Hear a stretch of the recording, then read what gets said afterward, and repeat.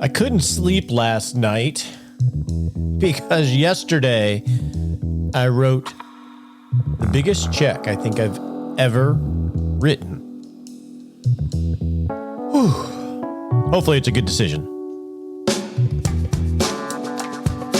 Hey, welcome to the Retirement Answer Man Show. My name is Roger Whitney. I am your host.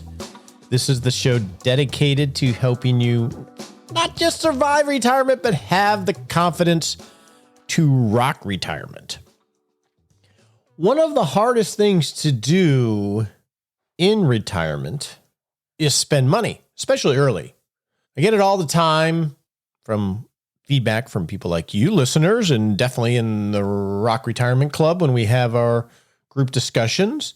It is hard to spend money early in retirement because you can't get the money back and you don't know if you're going to need it when you're 90. And even if the numbers say you're going to be okay, there's very little clarity as to whether that's true because it's so random, the things that can happen in life. And I experienced that a little bit the other day because yesterday I wrote a check for what turns out to be about 4.5% of the revenue of my business.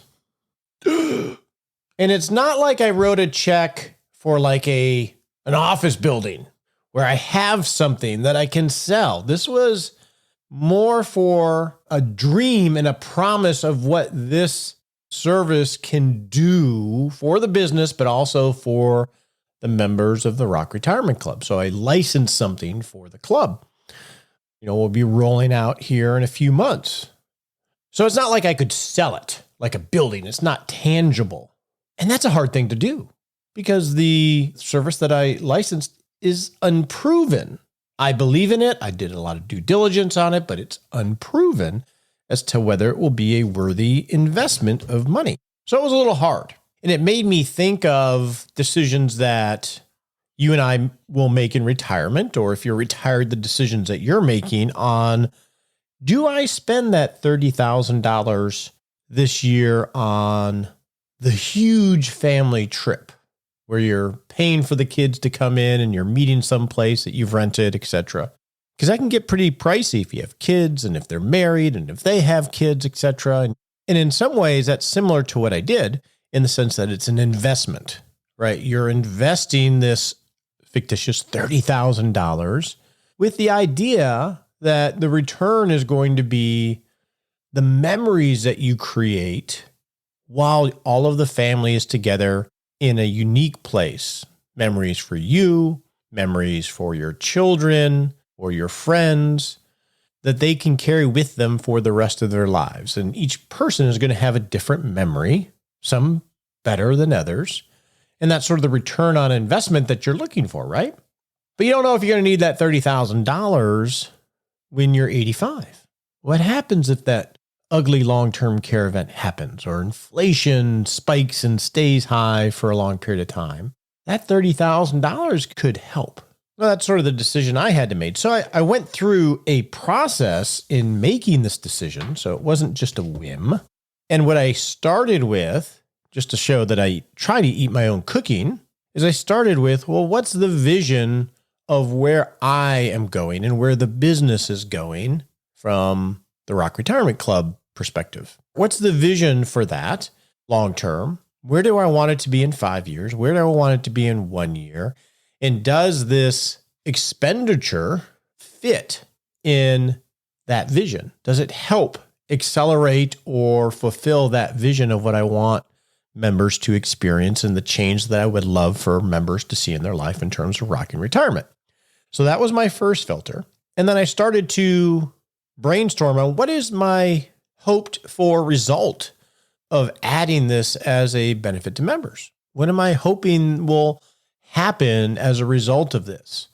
More engagement with members, maybe adding new members, more retention of members, more group members living a more full life, all those types of things, right? And I did some journaling on it just to poke around at it.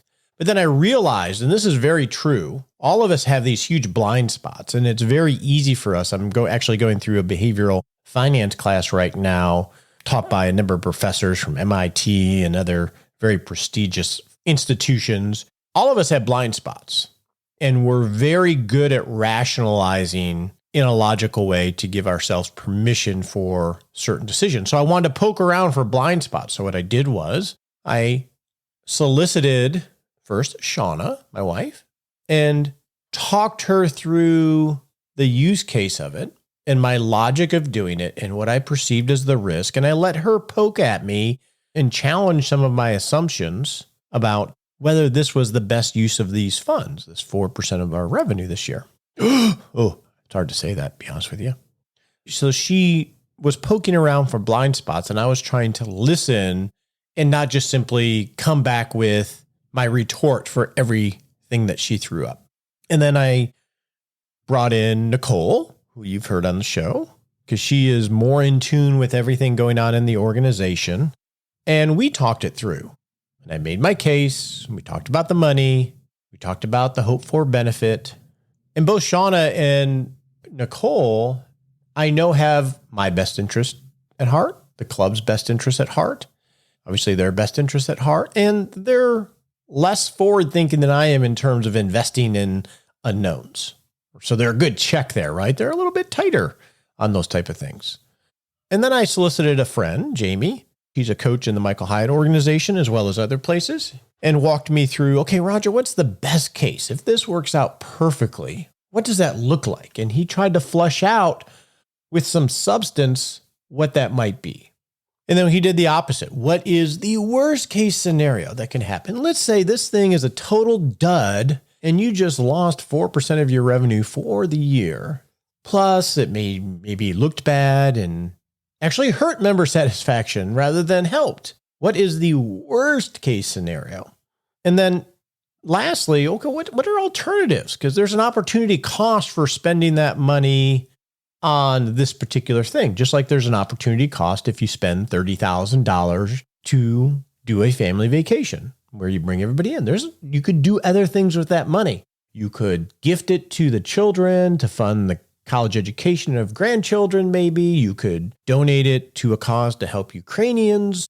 You could do all sorts of things with that money. What are alternatives that you could use that money for to fulfill the vision for your life, or in this case, for the business? And I think that's a good thing to think about, because we get channeled that I spend this money for this one thing, and we forget I could spend 4% of my revenue in hiring almost a full-time employee that could do all sorts of things.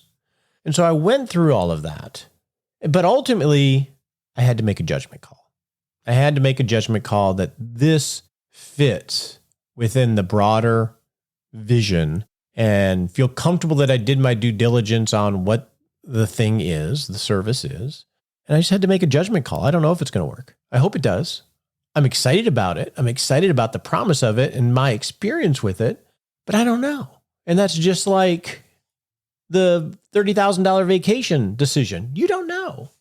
It could rain the whole time at your beautiful beachside VRBO.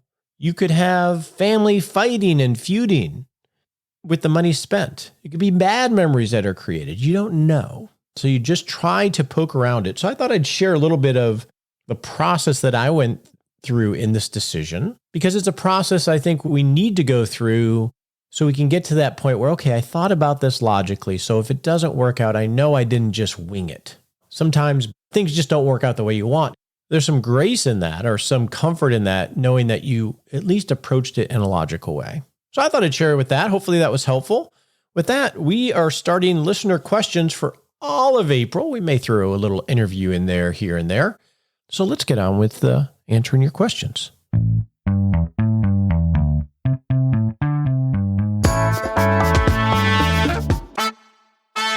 So this show is sponsored by Boomer Benefits. They do Medicare planning. And the cool thing about Boomer Benefits, like a lot of these services, it's actually no cost to you. The cost is built into the Medicare system. And when we talk about making an organized decision on things, Medicare is one of those you want to be pretty organized about and have someone that's walked this journey countless times before, which is what Boomer Benefits has done. That's why in my practice, when we have a Medicare decision, we work with the client using Boomer Benefits to help make a prudent Medicare decision. So you should check them out at boomerbenefit.com/RAM.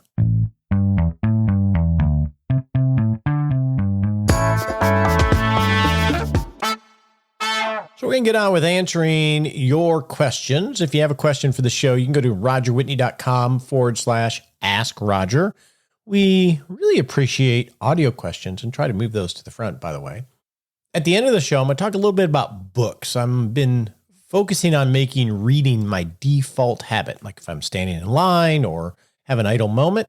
So I'm going to share, I figured at the end of each month or the beginning of each month, books that I've read, because I'm reading about 3 or 4 a month right now. But for now, let's move on to your listener questions, and we're going to start with an audio question. Hey, Roger. Daniel calling. You totally blew needs, wants, and wishes. Needs does not include $20,000 in discretionary travel. That is at best a want.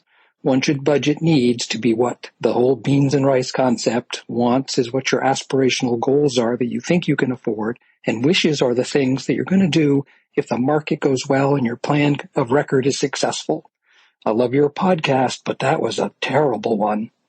Dan, I love your passion about how horrible that podcast was. I appreciate that.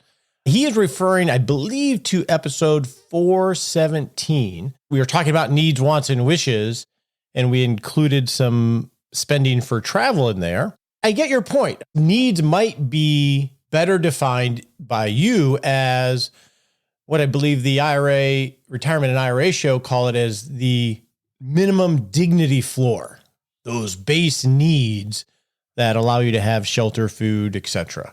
So I'm guessing that's the definition that you're using. And that is a fine definition to use. Where I would disagree with you is everybody has their own definition of needs. It's not a finite thing. You can be strict on what needs category is like you. But I can think of a couple actual cases where there was a large expense. Let's use a country club as an example, Dan, where there was a large country club expense that was in the need category.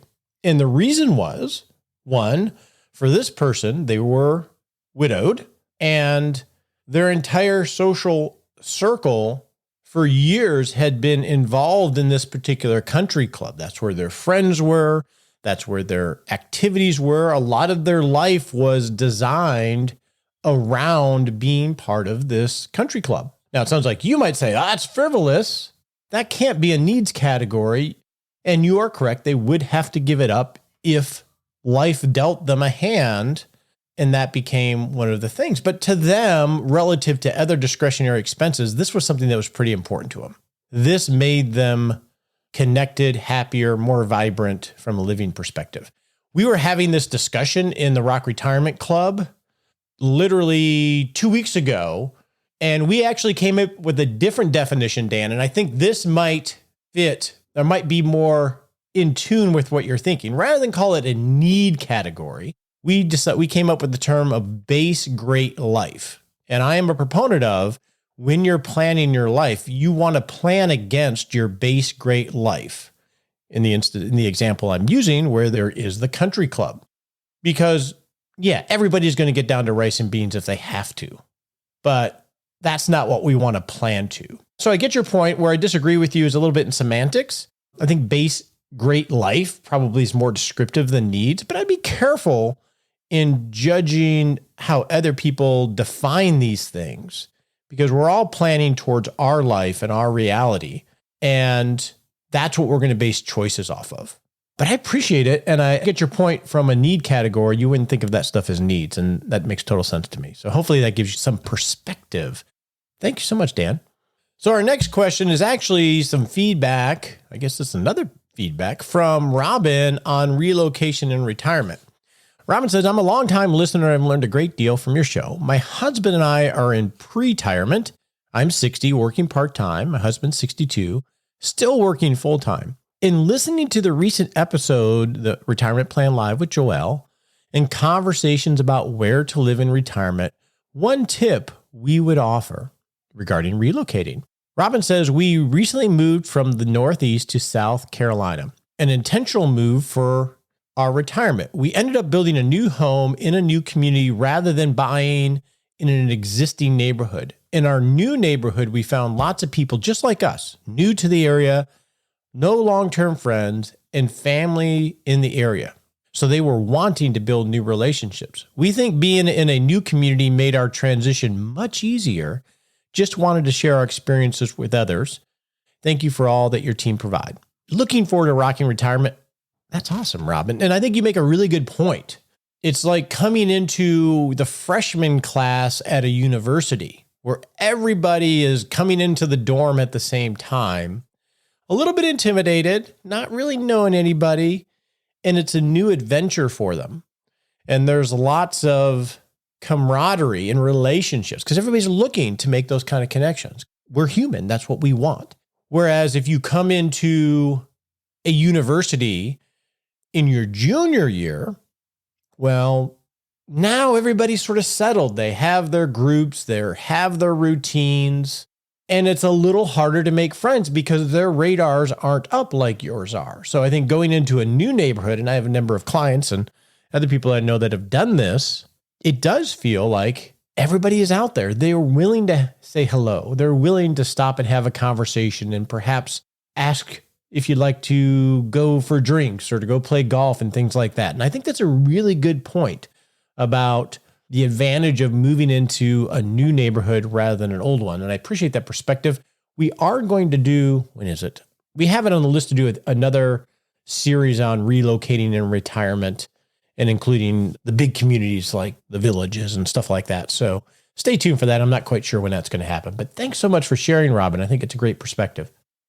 Our next question comes from Wendy, and it's a question for me, but it's really a question for you. So I'm going to ask you if you're moved and have some perspective on this, especially if you're retired, to reply to me in Six Shot Saturday, and I'll try to gather those responses and share some of these for Wendy on a subsequent show. So Wendy says, I started listening to your podcast last fall. Your podcast in this season of change with my oldest leaving for college and me spending 21 helping my parents through a significant event has prompted some great conversations with my husband and I about our next phase and what we want retirement to look like. At 48, we are a bit younger than your target members. So she's 48 and the husband's 48. So she's looking for wisdom from some of you that are much older and retired looking backwards. So that's why I would love if you would give us a response in our weekly email. If you're not signed up for that, you can get that at rogerwhitney.com. There's a box down at the bottom. You can put your name and email. We send out a summary of the show every week. So she says, we'll be empty nesters by the time we reach 50, and we will have reached about $1 million in retirement savings. My question is, Wendy asks, should we increase our savings for the next 12 years so we can retire at age 60, or should we keep our current savings level, retire later, and spend money traveling now while we are able? An important detail that is really impacting these conversations is that my husband beat cancer 9 years ago.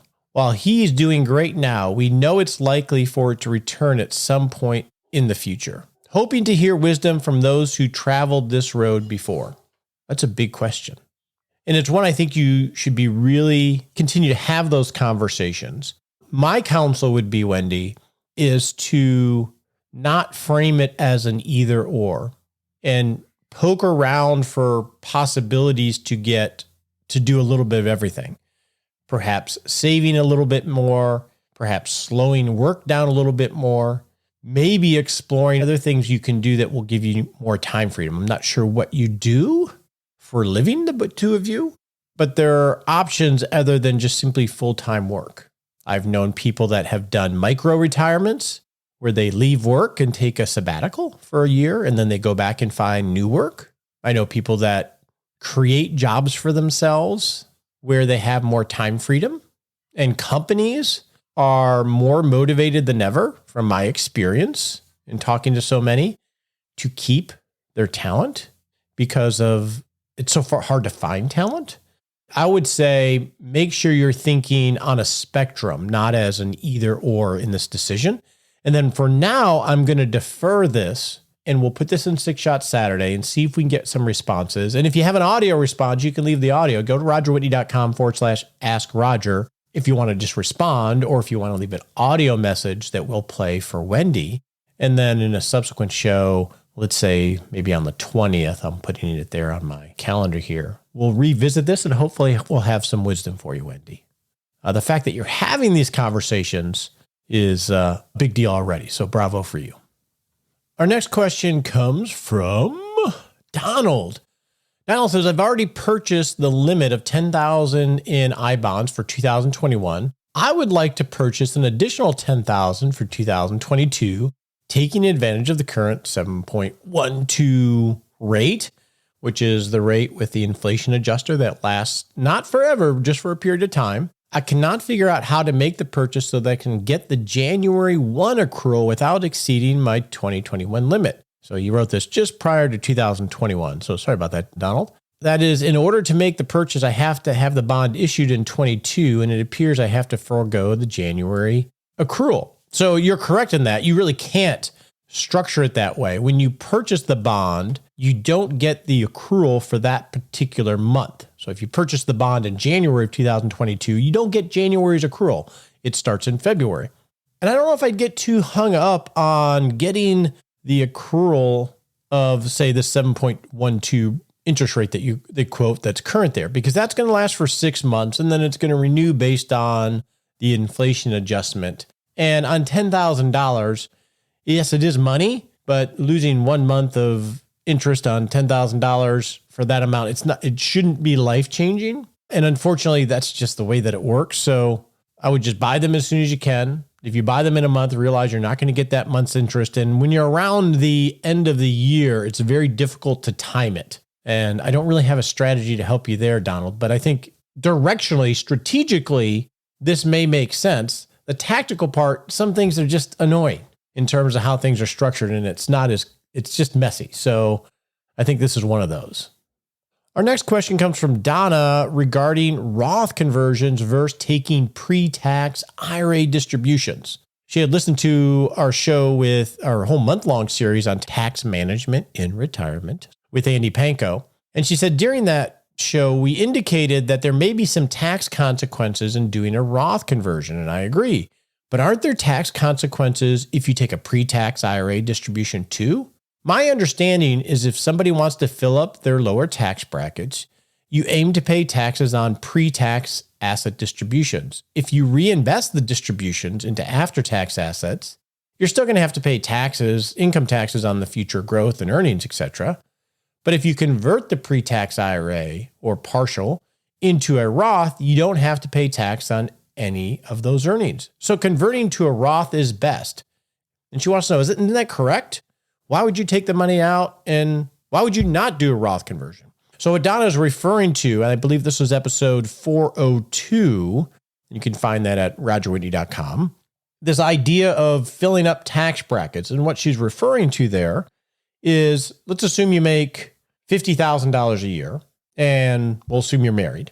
Well, the top of the 12% bracket, when you take into account standard deductions for a married couple anyway, is right around $100,000. So if you're earning $50,000 a year, you could, in theory, take out $50,000 from an IRA, a pre-tax IRA, or convert it, and only pay 12% because you have that room within the tax bracket. That's what she's referring to. And when I think of what do you do with money, if you have this opportunity, and let's use this $50,000 as the example, what can you do with that money that you don't need necessarily pay for life? Well, I can only think of 5 things to do with money. One is you can save it as cash. So you could take it out, pay your 12% and just put it as cash savings. 2, you could spend it to fund your lifestyle. 3, you could give it away as a charitable contribution or maybe to family. 4, you could invest those dollars. Or 5, you could pay down debt. Now, if you choose to invest those dollars, so I think any one of those, Donna, is on the menu to choose from. And whether you choose to invest those dollars or to use it to help cover spending is really going to be based on your entire situation. There are individuals that choose to use this to help fund life because Roth conversions aren't a huge issue for them from a legacy standpoint, and based on the structure of the amounts in their tax categories on their balance sheet, they choose to use it to actually fund their consumption. And that is reasonable to do. Now, if you're going to invest the money, let's say you want to take advantage of this $50,000 to pay 12% on, but you want to invest the money, you're correct. Now you have another decision tree of, do I invest it in a Roth, which is tax-free forever growth-wise, or do I invest it in an after-tax account where I'll pay capital gains on growth, which is right now is a lower rate, but you'll still have the taxes on the interest and the dividends, et cetera. So I think it's perfectly reasonable for you to convert it to a Roth, especially if you think you're going to be investing the money. Our next question comes from Mary about regret. Hey, Roger, I have a question for you. Have you heard of retirement regret? She says she made up the term. In other words, sometimes those that retire early and then they regret it later. Have you heard of this? I'm trying to decide whether or not to retire in 2022, and I'm only 55. We are financially sound. Thanks for any perspective you can provide. Well, Mary, I think that's a great question. I'm 55 too, so I can relate to you. And I'm going to solicit again anybody that is farther along in this journey, Mary, if they want to reply in Six Shot Saturday or give some feedback here in the next week or so. I'll try to share it on a subsequent show. But I think first off, Mary, given that you're financially sound and you're trying to decide whether to retire or not, shows that there's some friction that you're trying to solve for.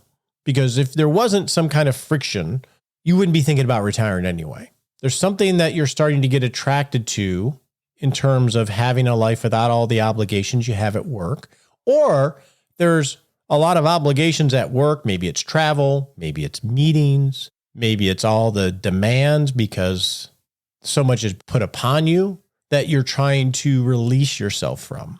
And so you're in that tension between, what do I do about this to resolve this? So there's a conflict. And that's how retirement happens a lot of times is there's a conflict and you know it's there. You're not quite sure how to resolve it. And so you're wrestling with this. So first know that is natural. That is part of the process. That is how change happens, is that there's some tension and you wrestle for a while with how to resolve that tension. And that wrestling will take a little bit of time. It takes some longer for some, very short for others. And that depends on your personality makeup, etc. And so just understand that and lean into it and keep exploring, because it sounds like you have options, and you have a lot of options. Actually, if you're financially sound, if you have a strategy in place where you know that, hey, I could retire and it'd be fine. Well, one option could be, I'm not sure if I'm ready to retire or not, but why don't I work on setting boundaries with work and realize I'm not on the career path anymore.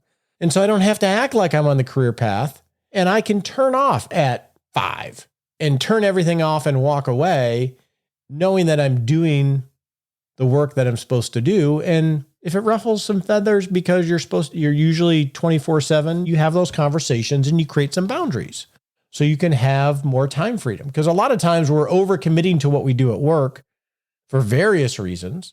So one option would be just to set some boundaries and knowing that you are in the power position because you don't need the job. You don't need the career. Another option could be having conversations in your company about working remotely or staying remote or working half-time for less pay. There's a lot of in between there. And like I think I said previously, companies are pretty motivated about this right now. That is an option. I'm not saying all of these are the options for you. Another option would be to spend some time thinking about what you will do after retirement.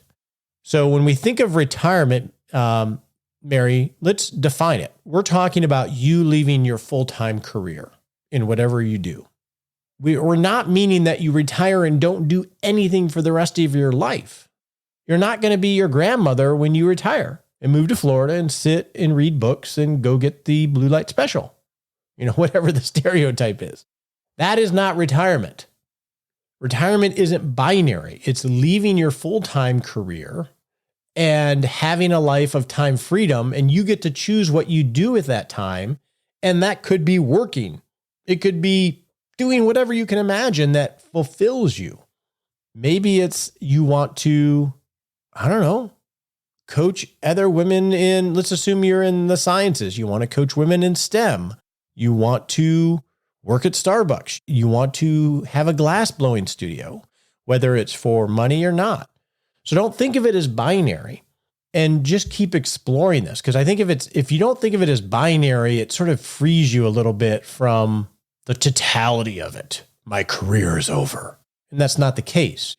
Like I think I shared a quote, I don't know, it was a week or two ago, and I'm sure I'm butchering it, but Nietzsche said, a snake will die if it doesn't shed its skin. So you're in this phase of slowly shedding the skin of your full-time professional life as you've created it.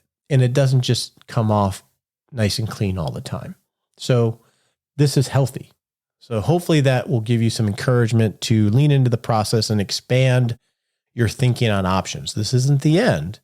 It's just a new beginning. And with that, let's go set a SMART sprint. On your marks, get set.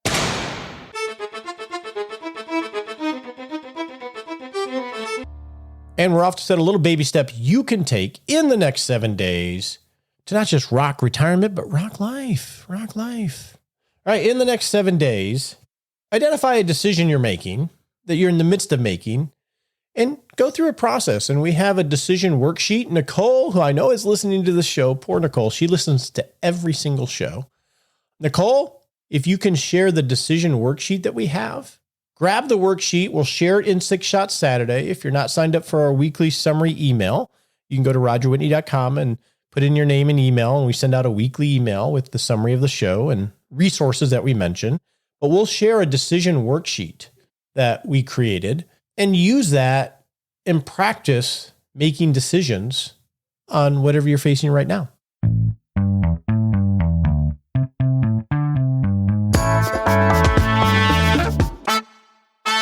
One of my favorite podcasts right now is Cal Newport, Deep Questions.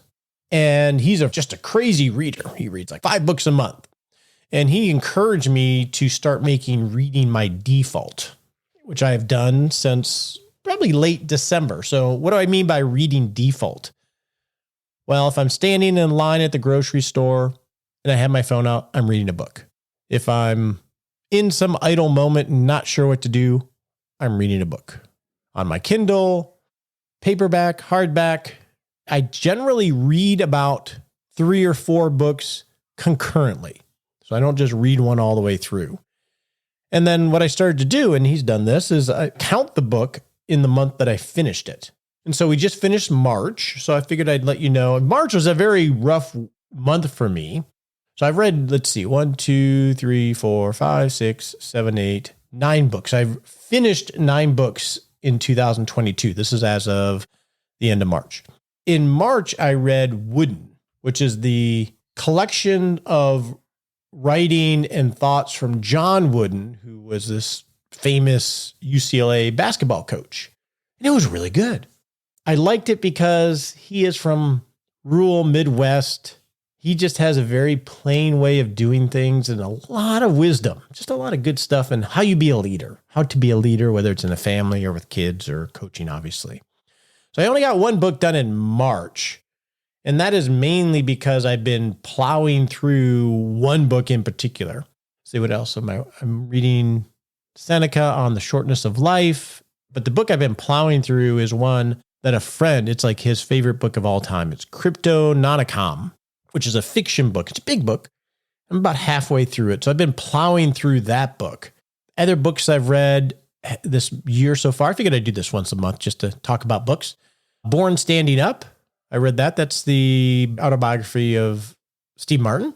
So Good They Can't Ignore You. That's Cal Newport. Good book. Even for retirees, and especially if you're trying to figure out how to repurpose your career, I'd read So Good They Can't Ignore You, because there's a lot of talk about career capital. It's written for young people, like in their 20s, but I think it's appropriate for us. Unstoppable Teams, Anti-Fragile, which is a good book, hard read. There's something about the author that just irks me, but he has a lot of great insight. I've read The Way I Heard It. That's Mike Rowe, just some folksy tales. I reread How to Decide by Annie Duke, and Grit. I forget who wrote that, but just about having grit and just grinding through it. So those are the books I've read. Next month, maybe we'll go a little deeper into my thoughts on some of these books. So what are you reading? Hope you're enjoying it. And you have a great week.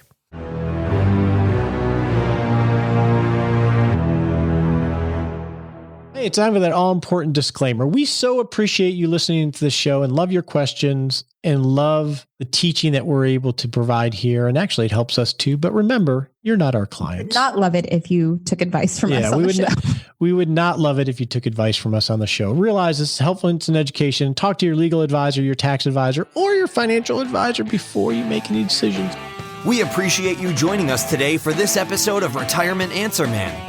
Be sure to visit rogerwhitney.com/answers to access the Retirement Answer Library with over 30 checklists to help you make the most of the only life you have. Remember, you have more power than you realize to create an amazing life starting today with Retirement Answer Man. The opinions voiced in this material are for general information only and are not intended to provide specific advice or recommendations for any individual. All performance referenced is historical and no guarantee of future results. All indices are unmanaged and may not be invested into directly. Have a wonderful day.